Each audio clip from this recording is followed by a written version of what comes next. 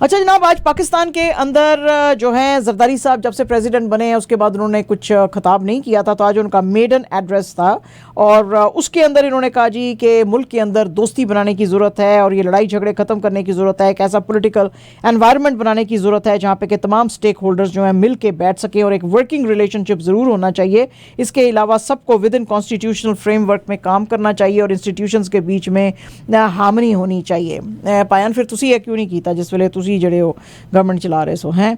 अच्छा जी, बहरहाल इन्होंने जो है ये सारों को बोला, लेकिन जाहिर है कि ये सारा वक्त जो था इसके अंदर जो PTI बैक्ड सुन्नी इत्तेहाद काउंसिल वाले हैं वो इसमें स्लोगन्स रेज करते रहे और कहते रहे कि कैदी नंबर 804 को छोड़ो। और उसके बाद जो है जिस वक्त ये इनका एड्रेस उनको ज़रा शॉर्ट करना पड़ा जरदारी साहब को, तो PTI के चेयरमैन जो हैं बैरिस्टर गौर अली खान, उन्होंने फिर रिपोर्टर से बात करते हुए कहा जी कि आज इनके मेडन एड्रेस के ऊपर हमने इनको 21 तोपों की सलामी दी है प्रेसिडेंट साहब को, क्योंकि हम इस प्रेसिडेंट को, इस प्राइम मिनिस्टर को और इस कैबिनेट को नहीं मानते हैं। ये सब के सब इल्लीगली जो है इस पोजीशन पे बैठे हुए हैं। तो ये बिल्कुल सही नहीं है। डिफेंस मिनिस्टर ख्वाजा आसिफ साहब जो हैं उन्होंने कहा जी कि हर वो बंदा जो कि इस तरह की बातें कर रहा है कि जिसकी की वजह से कंट्री जो है पाकिस्तान का जो है के जो एम्स हैं वो उसको सेबोटाज करने की कोशिश कर रहा है और ताकि उसके अंदर फॉरेन इन्वेस्टमेंट ना आ सके, वो सब के सब जो है उनको गद्दार के तौर पे ट्रीट करना चाहिए। और वो लोग जो हैं वो पॉलिटिकल और जो नफरत है वो फैला रहे हैं और एनार्की जो है वो स्प्रेड कर रहे हैं। ये बात उन्होंने उस वक्त की जब PTI के लीडर शेर अफजल मरवत साहब जो हैं उन्होंने एक टीवी के ऊपर बात कर रहे थे और उस पे उन्होंने कह दिया कि सऊदी अरेबिया और UAE जो हैं उन्होंने मेन रोल प्ले किया है इमरान खान की गवर्नमेंट को हटाने के लिए। अब जब ये रिपोर्ट जो है सामने मीडिया में और बाकी जगहों पे आनी शुरू हुई तो PTI की जो टॉप ब्रास है वो ज़रा अब जो है ज़रा दूर दूर रहना शुरू हो गई है, मरवत साहब से अपने आप को इसके साथ एसोसिएट नहीं करनी चाहती। तो उसी के ऊपर ख्वाजा आसिफ साहब कह रहे थे, वो कह रहे थे ये इस तरह के जो लोग हैं जो कि सोशो इकोनॉमिक प्रॉब्लम्स के मुल्क में पैदा करना चाहते हैं और नफरतें पैदा कर रहे हैं और कंट्रीज के बीच में भी जो हैं वो झगड़े डालने की कोशिश कर रहे हैं। तो क्योंकि उनको लग रहा है कि उनकी पॉलिसीज़ तो अब फेल हो गई हैं, तो उनका ये बिहेवियर जो है मुल्क में सिर्फ केओस पैदा करेगा और कुछ भी नहीं करेगा और उनको जो है ज़रा थोड़ा सा शर्म करना चाहिए। इसके अलावा जो बैरिस्टर अकील मलिक हैं जो गवर्नमेंट के स्पोक्स पर्सन हैं ऑन लीगल मैटर्स, उन्होंने भी कहा है जी कि ये जो इनके स्टेटमेंट का टाइम था ये बिल्कुल ठीक नहीं था, क्योंकि एक बहुत ही हाई लेवल सऊदी डेलीगेशन इस वक्त पाकिस्तान में जो है वो विज़िट कर रहा है और ये जो इस तरह की कॉन्स्पिरेसीज जो आप बात करते हैं उससे इकॉनमी डिस्टेबलाइज होगी, क्योंकि ज़ाहिर है कि सऊदी अपने बारे में ये बात सुनेंगे तो फिर वो इन्वेस्टमेंट के लिए आगे नहीं आएंगे। तो इस तरह की कोई बात जो है वो नहीं करनी चाहिए। तो जनाब आज की जो सबसे बड़ी न्यूज़ जिसने कि ट्विटर के ऊपर काफ़ी आज तूफ़ान मचाया हुआ है और अगर आप ट्रेंड देखेंगे उसके ऊपर एक्स पे तो आपको पता चलेगा, हमारे जो फाइनेंस मिनिस्टर हैं औरंगज़ेब साहब, मोहम्मद औरंगज़ेब साहब, आज उनकी मुलाकात कैन यू इमेजिन किससे हुई? US स्टेट डिपार्टमेंट में। US स्टेट डिपार्टमेंट के assistant secretary none other than the famous Donald Lu उसके साथ हुई, जिसके के बारे में आपको पता ही है कि इमरान खान साहब ने साइफर लहराया था और कहा था कि इसने भेजा और इसने कहा है कि अगर तुमने इमरान खान को ना हटाया तो जो है पाकिस्तान को कॉन्सिक्वेंसेस सफ़र करने पड़ेंगे। तो उसी सिलसिले में जो है वो आज एक्स जो है उसके ऊपर सारे रिएक्शंस आ रहे थे। तो फॉरेन मिनिस्टर साहब जो हैं उन्होंने इनके साथ जो है वर्ल्ड बैंक के जो हेडक्वार्टर्स हैं DC के अंदर, उसमें इन्होंने on the side lines of ये जो इनकी डिस्कशंस चल रही हैं IMF के साथ, उस पर इन्होंने इनके साथ बात की और उन्होंने कहा कि अमेरिका और पाकिस्तान के बीच में ताल्लुकात ज़्यादा बढ़ाने की ज़रूरत है। इस मीटिंग के अंदर पाकिस्तान के एम्बेसडर मसूद खान और स्टेट डिपार्टमेंट की जो प्रिंसिपल डेप्यूटी सेक्रेटरी हैं, असिस्टेंट सेक्रेटरी एलिज़ाबेथ हॉर्स्ट, वो भी मौजूद थी। और वाशिंगटन ने इस मौके पे कहा, यानी कि ज़ाहिर है कि डोनाल्ड लू साहब ने कहा कि हाँ जी हम बिल्कुल पाकिस्तान के साथ काम करते रहेंगे और जो है हम कमिटेड हैं आपके साथ काम करने के लिए। तो पायन अगर कमिटेड हो तो फिर साड़ी सिटिंग गवर्नमेंट ਨੂੰ क्यों उठवाया तुझी है भजन एलिजली इस तरह। आपको पता ही है, हमने आपको कल बताया था कि फैज़ाबाद धरना कमीशन की रिपोर्ट कल आई है और उसके ऊपर कल ही बहुत ज़्यादा शोर मचा था, उसको कोई भी मानने को तैयार नहीं था।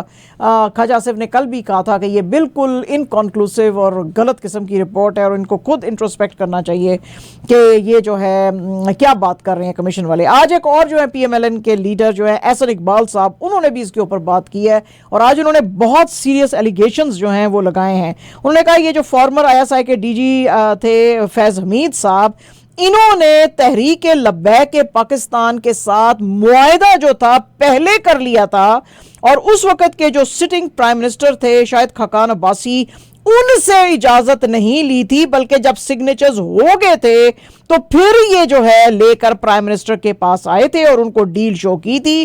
तो उन्होंने ऑब्जेक्ट किया था कि federal law minister Zahid Hamid के जो है वो वहाँ पे जो है रेजिग्नेशन है उसके ऊपर उन्होंने ऑब्जेक्ट किया था कि उनको आपने क्यों नहीं अपने साथ रखा और वो क्यों नहीं इसके अंदर थे। और उन्होंने कहा जी कि ये जो नाम आपने लिखे हैं इसके अंदर एग्रीमेंट के अंदर वो बिल्कुल ठीक नहीं है, क्योंकि जाहिर है कि एक जो एग्रीमेंट होना था उनके साथ वो सिविलियन गवर्नमेंट का होना था, तो मिलिट्री का एक बंदा और वो भी इतना सीनियर तो उस पर नहीं है। अच्छा, उस पर वो कहते हैं जी कि इतने में जो farmer interior secretary Arshad Mirza हैं जिन्होंने कमीशन को बात भी की, उन्होंने कहा जी कि जिस वक्त मैं वहां पे गया तो खाकान अब्बासी साहब और जो उस वक्त पंजाब के चीफ मिनिस्टर थे शहबाज शरीफ साहब, उनके बीच में बहुत ही हॉट आर्ग्यूमेंट चल रहा था और इतना ज्यादा एम्बैरेसिंग था हामिद साहब के रेजिग्नेशन को लेके कि जो अब्बासी साहब थे उसको जो है वो अपोज कर रहे थे और वो चाहते नहीं थे कि वो जो है उनको रिजाइन करना चाहिए उस मौके पे। तो इतने हॉट वर्ड्स चल रहे थे उनके बीच में कि मुझे इतना ऑकवर्ड लगा कि मैं वहां से रूम में से निकल के आ गया। रिपोर्ट के अंदर जो मिनट्स ऑफ मीटिंग डाली गई है जिसको कि उस मीटिंग को जिसको चेयर कर रहे थे अब्बासी साहब ऑन नवंबर 22, 2017, उसके अंदर ये डिमांड की गई थी कि जी ये जो मिनिस्टर साहब का रेजिग्नेशन लिया जा रहा है ये सही से नहीं है और इसको लॉ को अमेंड करने की इसमें ज़रूरत है और ये अमेंडमेंट जो है पार्लियामेंट्री कमेटी कर सकती है, कोई लॉ मिनिस्टर नहीं कर सकता है।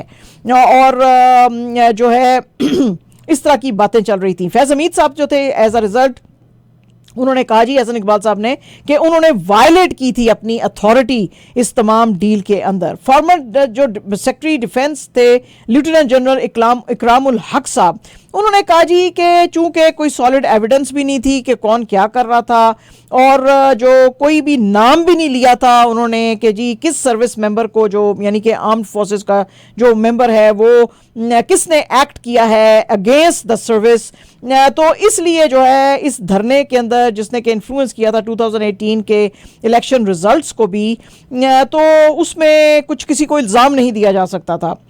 ये जो कमीशन आई थी उसमें जो मिनिस्ट्री थी उसने पहले तो उसको कहा गया था सुप्रीम कोर्ट की तरफ से कि आप एक कमीशन बिठाएं और आप ये सारी चीज़ को प्रूव करें कि ये जो सिट इन था फैज़ाबाद का उसमें क्या चीज़ गलत हुई और मिलिट्री का उसमें क्या रोल था।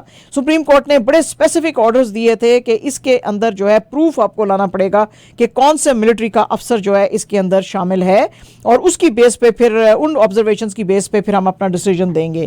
तो आज एक और जो मिनिस्टर हैं जनाब एहसन इकबाल साहब, उन्होंने भी कह दिया है कि ये रिपोर्ट जो है फ्लॉड है, गलत है और इसके अंदर जो है बहुत ज़्यादा मतलब साफ इन्होंने मिलिट्री वालों को बचाने की इसमें कोशिश की है। हाफिज़ नईमुल रहमान साहब जो हैं न्यूली इलेक्टेड जो अमीर थे जमात इस्लामी के, आज उन्होंने अपना ओथ लिया है अपने जो पार्टी का हेड क्वार्टर है मंसूरा के अंदर उसमें, और वर्कर्स के साथ और लीडर्स के साथ बात कर रहे थे। इसके अंदर मौजूद थे जो फॉर्मर अमीर थे सिराजुल हक साहब, वो भी बैठे हुए थे और सीनियर लीडर लियाकत बलोच भी बैठे हुए थे। नईम साहब ने इसके ऊपर बात करते हुए कहा जी कि हमारी जो पार्टी है वो कमिटेड है और उन पॉलिसीज़ पे चलेगी जो पाकिस्तान की हिफाजत करेगी। हम पाकिस्तान की हिफाजत एक मस्जिद की तरह करते हैं। इसके अलावा जो फरवरी 8 की रिगिंग हुई है उसके ऊपर हम एक कंट्री वाइड जो है प्रोटेस्ट मूवमेंट चलाएंगे और हम कंडेम करते हैं इन करप्ट पॉलिटिशियंस और फ्यूडल्स को जिन्होंने एक नेक्सस बनाया हुआ है। इसके साथ साथ हम इनकी पॉलिसीज को भी रिजेक्ट करते हैं। बलूचिस्तान के मसले पे उन्होंने कहा जी कि उनके जो भी कोई इश्यूज हैं हम उनको एड्रेस करने के लिए तैयार हैं, हम बलूचिस्तान के लोगों के साथ हैं और वहाँ पे जो भी कोई इनजस्टिसेज हो रही हैं और इवन जो पंजाब में इनजस्टिसेज हो रही हैं हम उनके साथ भी हैं, और लेकिन उसके लिए हम सबको यूनाइट होना पड़ेगा अगर हमको अग्रेसर्स के खिलाफ लड़ना है। वैसे मजिद भाई ये खबर मैं कवर तो नहीं कर रही, लेकिन बलूचिस्तान के अंदर काफ़ी आए हुए हैं, फ्लड्स आए हुए हैं, बहुत बुरी वहाँ पे हालत है और वो कराची की तरफ भी अब आ रहे हैं और लग रहा है कि वहाँ पे भी शायद फ्लड्स वगैरह शुरू हो जाएगी। हाँ शुरू हो जाएगी, हाँ जी हाँ जी, वो जो रेन शुरू हुई है ना जिसकी वजह से बड़ी तबाही दुबई में आई है, तो वैसे ही हुई है। अच्छा जी, लड़ाई जो है बहुत ज़्यादा गंभीर अब हो गई है हिंदुस्तान के अंदर भी और मोदी जी कांग्रेस के ऊपर और कांग्रेस जो है मोदी जी के ऊपर जो है डायरेक्टली अब जो है निशाने साध रहे हैं। मोदी जी जो है उनका भी वही फेट रहेगा जो अटल बिहारी वाजपेयी का 2004 के लोकसभा इलेक्शंस में हुआ था। इसका जिक्र आज जो है कांग्रेस के प्रेसिडेंट मल्लिक अर्जुन खड़गे ने किया है। मल्लिक अर्जुन खड़गे साहब वैसे अहमद से 81 ईयर्स उनकी एज है, माशाल्लाह सेहत वेहत बड़ी अच्छी है उनकी। तो उन्होंने कहा जी कि ये जो अटल बिहारी वाजपेयी साहब जो मॉडल जो प्रमोट कर रहे थे वो अब जो है नहीं चलेगा, और ये वो नहीं चला था तो मोदी जी भी वही कर रहे हैं। जो मॉडल ये चलाने की कोशिश कर रहे हैं वो इंडिया की ग्राउंड रियलिटी से बहुत ज्यादा डिफरेंट है। ये जो नैरेटिव क्रिएट करने की कोशिश कर रहे हैं कि इंडिया ब्लॉक जो बना हुआ है, ये जो बहुत सारी पार्टीज का, इसके अंदर कोई यूनिटी नहीं है, तो इसके अंदर कोई भी सच्चाई नहीं है, सब लोग बड़ी अंडरस्टैंडिंग के साथ काम कर रहे हैं। यही चीज इन्होंने, यही नारे वाजपेयी साहब ने भी 2014 में इंडिया शाइनिंग लगाई थी, और उनका स्टेचर भी देखे वाजपेयी साहब का, तो इन लोगों से स्टेचर भी बहुत हाई था। लेकिन फिर क्या हुआ था, कुछ भी नहीं हुआ था, वो ही couldn't return to power. Modi ji जो हैं वो दिन में 100 बार कहते हैं यही चीज़ें कि इंडिया शाइनिंग है, तो उनका भी शायद जो है उनको भी वही जो है नाकामी देखनी पड़ेगी जो वाजपेयी साहब को देखनी पड़ी थी। और वो कहते हैं जी कि जो मोदी जी हैं वो जो ये बार बार कह रहे हैं अब की बार 400 पार, यानी कि 400 सीटें जो हैं हम जीतेंगे। वो कहते हैं जी कोई भी सेंसिबल आदमी जो है इस तरह का क्लेम नहीं कर सकता है। हाँ, अलबत्ता अगर उन्होंने ईवी मशीन्स जो है उनके साथ छेड़खानी की तो शायद फिर उनको 400 सीट्स मिले। जो एक सेंसिबल आदमी होता है वो हमेशा कहता है कि मैं ये सारे का सारा जो है चीज जो अवाम है उनके ऊपर छोड़ता हूं, वो जिसको भी इलेक्ट करेंगे मुझे मंजूर होएगा, और इस तरह से वो नंबर्स नहीं देता। और जो बंदा नंबर्स दे रहा होता है इसका मतलब है कि वो शैतानी कोई ना कोई जो है वो कर रहा है। और हमें पता ही है वैसे कि जो इलेक्टोरेट है वो बिल्कुल पूरे का पूरा सहाता जो है उन्होंने दिया हुआ है बीजेपी को, बीजेपी के साथ वो खड़े हुए हैं। लेकिन मैं ये भी बता दूं कि एब्सोल्यूट पावर करप्ट्स एब्सोल्यूटली, तो आप इतना भी इनको जो है पावर ना दें। अब इसके ऊपर तो जो है जाहिर है कि मोदी जी ने तो खामोश नहीं बैठना था। फिर मोदी जी ने भी कांग्रेस के ऊपर जो है वो बड़े जो है वो ताने लिए। उन्होंने कहा कि ये इनका जो दिल जल रहा है ना, वो दिल जल इसलिए रहा है कांग्रेस का कि पिछली 2 दफा से ये जीत नहीं सके हैं, हुकूमत में आ नहीं सके हैं। एक पब्लिक रैली को एड्रेस कर रहे थे मध्य प्रदेश की होशंगाबाद में, और वहां पे मोदी जी कह रहे थे कि कांग्रेस जो है ये उस तरह की गवर्नमेंट इन्होंने चलाई है कि जो डेमोक्रेटिकली इलेक्टेड गवर्नमेंट्स मुल्क के अंदर होती थी उनको हाउस ऑफ कार्ड्स की तरह ये गिरा देते थे। और इंडिपेंडेंस के बाद ये एक फैमिली जो है लंबे अरसे तक डायरेक्टली या फिर रिमोट कंट्रोल के थ्रू जो है इंडिया के ऊपर करती रही है हुकूमत, और इन लोगों ने इमरजेंसी जो थी वो इंपोज की थी। और इनके मुताबिक बिल्कुल डेमोक्रेसी इस मुल्क में ठीक चल रही थी, लेकिन डेमोक्रेसी उस वक्त खराब होना शुरू हुई जब एक गरीब का बच्चा जो है इस मुल्क का प्राइम मिनिस्टर, यानी कि अपनी बात वो कर रहे थे कि जब एक गरीब का बच्चा प्राइम मिनिस्टर बन गया, तो ये जो है अब र्यूमर्स फैला रहे हैं कि मोदी जो है वो डेमोक्रेसी और कॉन्स्टिट्यूशन के लिए एक खतरा है। असल में ये जो रॉयल फैमिली है कांग्रेस की, इसको खतरा है, ये इसको जो है आग लगी हुई है, और वो मुझे जो है तीसरी दफा प्राइम मिनिस्टर नहीं देखना चाहते हैं। और यही इन्होंने नैरेटिव बिल्ड किया था 2014 और 2019 में, और ये दोनों दफा हारे थे। तो उर्दू में ही ज्यादा बात करते हैं मोदी जी, जिसको ये लोग हिंदी बोलते हैं। तो उन्होंने कहा जी आग देश में नहीं लगी, आग इनके दिलों में लगी हुई है। और उन्होंने कहा जी कि कांग्रेस का जो है क्योंकि 10 साल से जीत नहीं सके तो ये बिल्कुल पागल हो गए हैं, और ये जो इनकी जेलसी है इनको और बर्न करेगी, लेकिन अब मुल्क जो है इनको एक और चांस नहीं देगा। खुश हो माजिद भाई तुसी? ठीक है जी, अच्छा जी। अच्छा जनाब, दिलजीत दोसांझ साहब की अभी जो फिल्म आई है अमर सिंह चमकीला, चमकीला जो इनका बहुत बड़ा एक सिंगर था पंजाब का, और हर किसी को नहीं पसंद था, लेकिन बहरहाल मैसेज में बहुत ज़्यादा पसंद था। तो वो उसके ऊपर आपको हमने बताया ही था, इम्तियाज़ अली ने फिल्म बनाई थी, और उसके अंदर उन्होंने रिक्वेस्ट की थी इसको दिलजीत दोसांझ को कि आप इसमें रोल प्ले करो। तो ये आज मुंबई में एक स्क्रीनिंग हो रही थी फिल्म की, तो उसमें अमर सिंह चमकीला की जो वाइफ हैं गुरमेल कौर, वो आ गई, और उन्होंने वो बड़ी कहते हैं भावुक सी हो गई, यानी कि इमोशनल हो गई। उन्होंने इनको गले लगा लिया दिलजीत को। तो ये जो इनकी वीडियो है जो इनको गले से लगाया हुआ है दिलजीत को इन्होंने, गुरमेल कौर ने, तो वो काफ़ी ज़्यादा इंस्टाग्राम के ऊपर और बाकी सोशल मीडिया पे है, और दिलजीत ने भी अपने इंस्टाग्राम हैंडल पे उसको शेयर किया है। रवीना टंडन साहबा जो हैं वो एक इंटरव्यू दे रही थी और उस इंटरव्यू में उन्होंने काफ़ी सारे रेवलेशंस किए हैं। उन्होंने कहा जी कि 90s के अंदर जब हम लोग एक्ट्रेसेस जो थे वो काम करते थे तो हमको, उन्होंने वर्ड यूज़ किया, वेरी वेरी वेरी लो हमको पे जो थी मिलती थी कंपेयर टू मेल एक्टर्स। यानी मेल एक्टर जो एक फिल्म में कमा लेता था, मैं फॉर एग्जाम्पल 15 फिल्मों में वो कमाती थी। और वो कहती है जी मैं जनरलाइज नहीं करना चाहती, मैं हर किसी के बिहाफ पे नहीं बोलना चाहती, लेकिन जो फिल्में मैं करती थी उसमें तो मुझे 15 फिल्मों में काम करना पड़ता था एक फिल्म जैसा कमाने के लिए। वो कहते हैं जी कि 90s में आमिर और सलमान जो थे वो बहुत ही सिलेक्टिव होकर अपनी फिल्में कर सकते थे और हमेशा वो फिल्में करते थे जो उनको पसंद होती थी। हीरोइंस के पास ये सब चॉइस नहीं होती थी, हमें तो बेशुमार फिल्में जो हैं करनी ही पड़ती थी और हर हीरो के साथ करनी पड़ती थी। लेकिन मुझे लगता है कि अब कुछ हालात बॉलीवुड में बेटर हैं। ठीक है जी, खुश हो मजरे। और जनाब फोटोज जो है बहुत सारी सोशल मीडिया पे अगर आपने देखा होगा कि आ रही हैं वॉर 2 की, जिसके के अंदर देखा जा रहा है कि ऋतिक रोशन और जूनियर एनटीआर जो हैं वो शूटिंग अप कर रहे हैं मुंबई के अंदर। ये पिक्चर्स जो हैं फैंस ने भी शेयर की हैं और ऋतिक ने भी की हैं। ऋतिक जो है इसके अंदर एक जो है वो टी शर्ट के अंदर नजर आ रहे हैं और इसी तरह जो एनटीआर हैं उन्होंने भी ये पूरा ब्लैक आउटफिट पहना है, उसके ऊपर एक जैकेट है। तो ये मूवी जो है ये इसका ऐलान लास्ट ईयर अप्रैल में किया गया था कि ये दोनों जो हैं इकट्ठे, क्योंकि जूनियर एनटीआर जो हैं वो साउथ के बहुत बड़े स्टार हैं, बॉलीवुड में उनका भी नाम नहीं है। तो ये जो है अब इनको लेकर आए हैं स्पेसिफिकली साउथ से इस फिल्म में काम करने के लिए। इस मूवी को डायरेक्ट कर रहे हैं आयान मुखर्जी अंडर यश राज फिल्म की जो स्पाई यूनिवर्स है, जिसमें कि इन्होंने बहुत सारी टाइगर फिल्में बनाई हैं, टाइगर जिंदा है, टाइगर और ये वो। तो उसी सिलसिले में जो अभी इन्होंने एक और भी फिल्म बनाई थी जो पठान बनाई थी, तो उस सिलसिले की ये अब वॉर फिर बनाई थी पहले, अब ये वॉर 2 जो है बना रहे हैं, तो उसमें अब ये साउथ के बहुत बड़े स्टार नजर आ रहे हैं। आज पाकिस्तान का और न्यूजीलैंड का पहला T20 मैच था रावलपिंडी के अंदर, लेकिन रावलपिंडी में घमसान की जो बारिश शुरू हो गई तो उसकी वजह से जनाब काफी डिले आ गया यहाँ पे, और रावलपिंडी के अंदर ये मैच जो है ये नहीं हो सका। अभी जो है 2 ही बॉल्स जो थी वो अनाउंस की थी और करवाई थी, लेकिन उसके बाद इतना ज्यादा बारिश और तूफान जो है वो वहां पे आया कि इनको खत्म करना पड़ा। उसके बाद फिर से जब वो आए मैदान में प्लेयर्स, उनको कहा गया जी कि हम जो है अब इसको 5-5 ओवर्स पे स्प्लिट कर रहे हैं, 5 ओवर्स पाकिस्तान कराएगा और 5 न्यूजीलैंड।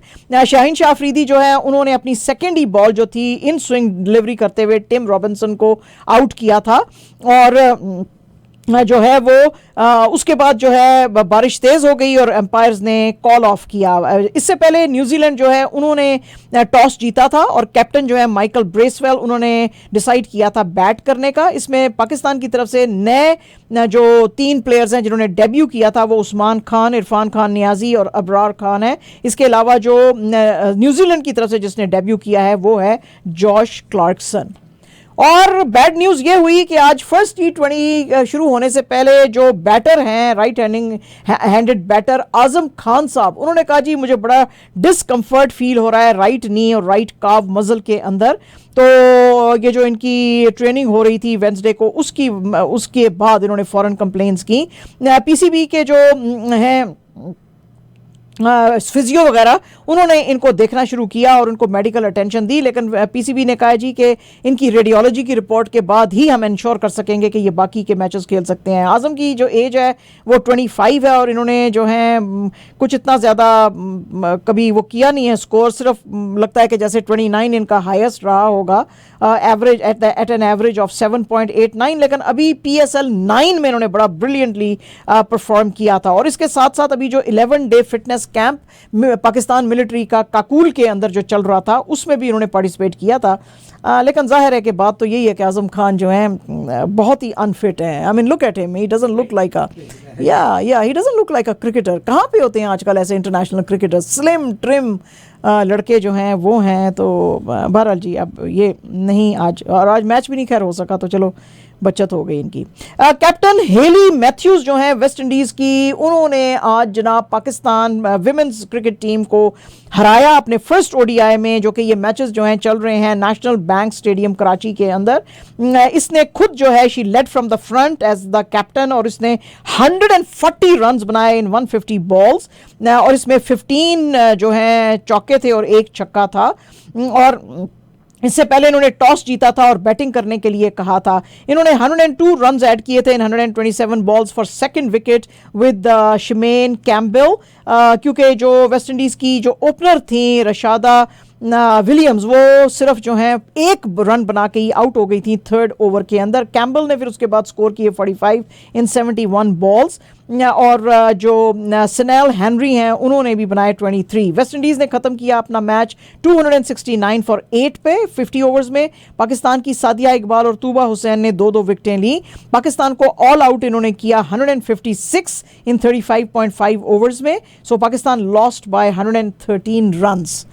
तो हाँ, तो बड़ा ज़बरदस्त ये जी खेली हैं वेस्ट इंडीज़ की लड़कियां। वेस्ट इंडीज़ की लड़कियों के भी कद देखो ना माजिद भाई, 6-6 फुट तो इनके भी कद हैं।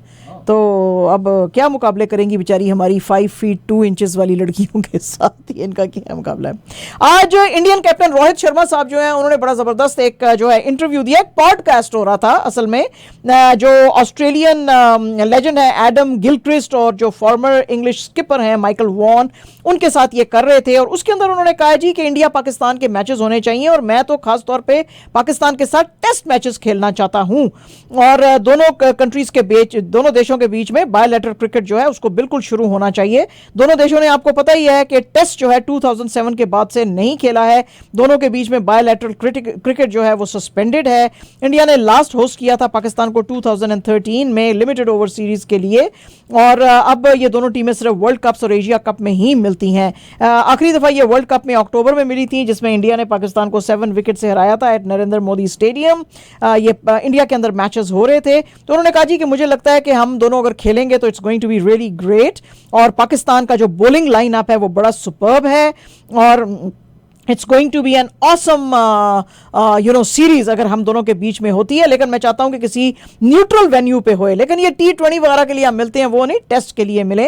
इन 2022 में जो इंग्लैंड क्रिकेट बोर्ड है उसने ऑफर किया था एक्चुअली इंडिया और पाकिस्तान को कि हमारे न्यूट्रल जो ग्राउंड्स हैं उस पर आप आके एक टेस्ट मैच खेलें। रोहित शर्मा से पूछा गया कि आपको लगता है कि आप दोनों अगर टेस्ट खेलेंगे तो उससे क्रिकेट को फायदा होगा, तो उन्होंने कहा जी हाँ, ना सिर्फ क्रिकेट को फायदा होगा बल्कि हमारे लिए भी बेनिफिशियल होएगा। एंड जनाब absolutely our last news is about Canada's जो women wheelchair basketball team है एट पैरालंपिक। उन्होंने क्वालिफाई किया है टूर्नामेंट को ओसाका के अंदर। इन्होंने आज स्पेन को हराया है 77-49 से और अब ये इन्होंने 2 जीतें बैक टू बैक ली हैं। इससे पहले इन्होंने जापान को ही हराया था जस्ट येस्टरडे 81-44 पे। और इसके अंदर जो कैडी डेंजिन्यू है उन्होंने बनाए थे 35 points with 13 rebounds and 6 assist. इसके अलावा अरीन यंग जो हैं उन्होंने 20 पॉइंट्स बनाए थे और 14 रिबाउंड्स किए थे। कैप्टन सिंडी क्वेल्ट ने जो हैं और रोजली लैलॉन्डे जो हैं उन्होंने 8 जो हैं पॉइंट्स बनाए थे। उसके लॉन्ड इनफैक्ट जो हैं रोजली लॉन्ड, इन्होंने जनाब जो हैं वो 8 पॉइंट्स ईच बनाए थे। तो गर्ल्स आर डूइंग वेल जनाब। कनेडा की थोड़े नीले जे ना कुछ करन कोई गल नहीं। कल पता है क्या हुआ उनके साथ, अच्छा खासा खेल रहे थे। हाँ। 4-1 से जीत रहे थे। हाँ। 9th इनिंग आ गई साहब। हाँ। सिर्फ 3 लोगों को आउट करना है। हाँ। वो न्यूयॉर्क लाया जी, 4 रन बना गया। हाँ। उन्होंने हरा दिया उसको बस। But Toronto won 2 out of 3, so they did better. हाँ, चलो ठीक है। 95 में से जो है ना एक जो अफसोसनाक जो खबर थी ना रात की, खुदा तक की वफात नहीं हुई, किसी इंजर्ड नहीं हुआ, मगर टोरंटो मेपल लीफ के जनाब ऑस्टिन मैथ्यूज उन्होंने 70 गोल्स करने थे। 69 रिकॉर्ड एक और गोल करना था and he did.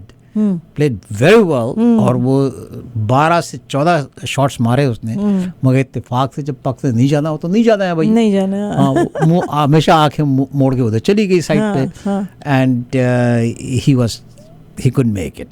So that was a record that he wanted to do. But 69 goals in a season, he is way in front about everybody else. Rocket Rashad trophy जो है इनको दी जाएगी। वाह, ये जो आपने बात की है ना कि वो रूट के चली गई सक्सेस से, उसी तरह का एक जो स्यापा है ना, आपके मौलवी साहब ने एक मासूम आपके कराची वाले को डाल दिया, उसके पास वो गए, उनकी बीवी लेकर गए, उन्होंने कहा जी मौलवी साहब को इन्होंने भी कोई सिद्ध कोई मत पाओ, कोई इनको सिखाओ। तो मौलवी साहब ने उसको कहा सना आती है?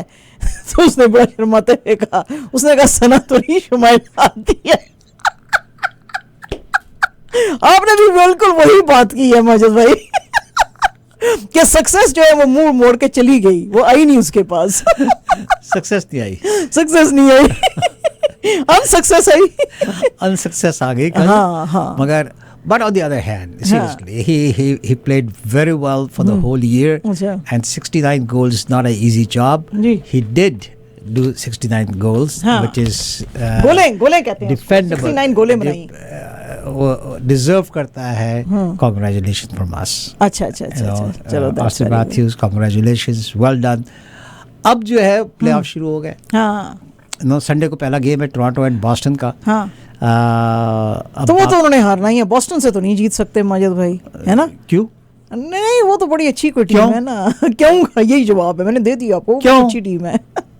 और माजिद भाई 90 मैचेस होते हैं या 95 मैचेस होते हैं, उसमें से 4 जीतते हैं वो, तो मतलब इतना भी खुश होने की कोई बात नहीं है। अच्छा 90 उन्होंने हारने होते हैं।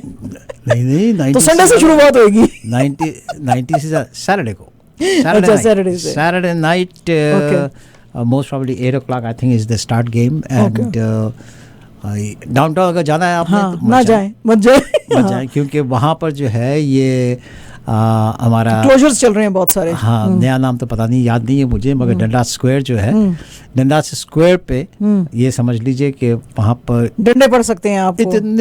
इतने फैंस होंगे कि कोई इंतहा नहीं, which is good for the economy. वहाँ के जितने भी रेस्टोरेंट्स एंड बार्स वगैरह हैं, they are going to make some money out of it, and is going to be, बहुत सारे लोग बाहर से आ रहे हैं जो होटलों में ठहरेंगे वहाँ पर, so which is very good for the economy, and keep your fingers cross. जब हम मंडे को मिलेंगे तो फिर हम पूछेंगे माजिद भाई से, क्या पूछिएगा कितने आदमी थे, और मैं इसी तरह हंसते हुए आपको बताऊंगा। नहीं, मैं पूछूंगी माजिद भाई से कितने आदमी थे जी। 2 के और भी ज्यादा। तो ठीक है, चलिए साहब, शुक्रिया, थैंक यू माजिद भाई, I'll see you inshallah tomorrow.